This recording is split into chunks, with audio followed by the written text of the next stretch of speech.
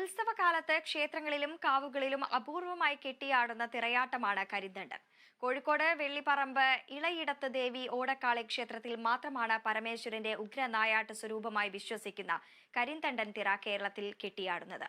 കോഴിക്കോട് ബ്യൂറോയിലെ senior camera person Saji Tharayil തയ്യാറാക്കിയ വാർത്ത കാണാം.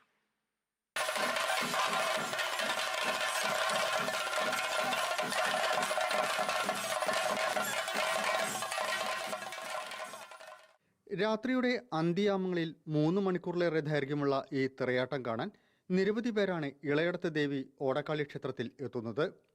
നിറഞ്ഞു കത്തുന്ന ഓലച്ചൂട്ടിന്റെ പ്രഭയിൽ ദ്രുതചടുലതാളത്തിൽ കരിന്തണ്ടൻ നിറഞ്ഞാടും. ഇളയിടത്തുകാരുടെ നായാട്ട് വിളിയോടെയാണ് തുടക്കം.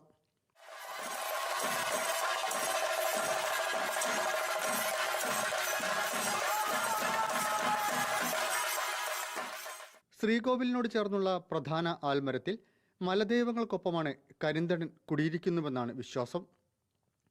നായാട്ടുവിളി മുതൽ തിറയടങ്ങുന്നത് വരെ തറവാട്ടിലെ കോമരങ്ങളും ആചാരപൂർവ്വം ചുവടുവെക്കും. മൃഗനായാട്ട്, ഗുരുതി എന്നിവയും ഇതിന്റെ ഭാഗമായി നടന്നു വരാറുണ്ട്.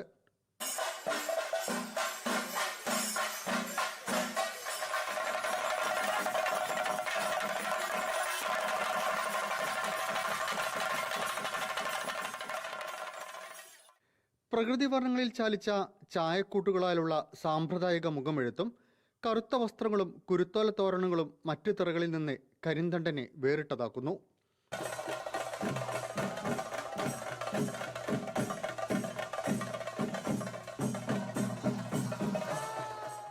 കുംഭമാസത്തിലെ ആദ്യ ചൊവ്വാഴ്ചയാണ് ഇളയിടത്ത് ദേവി ഓടക്കാളി ക്ഷേത്രത്തിലെ ഉത്സവം നടക്കുന്നത്. നാഗകാളി, ഓടക്കാളി, ഗുളികൻ, ഭഗവതി, കുട്ടിച്ചത്തൻ തുടങ്ങി നിരവധി തിറകളും ഉത്സവാഘോഷത്തിന്റെ ഭാഗമായി കെട്ടിയാടപ്പെടുന്നുണ്ട്.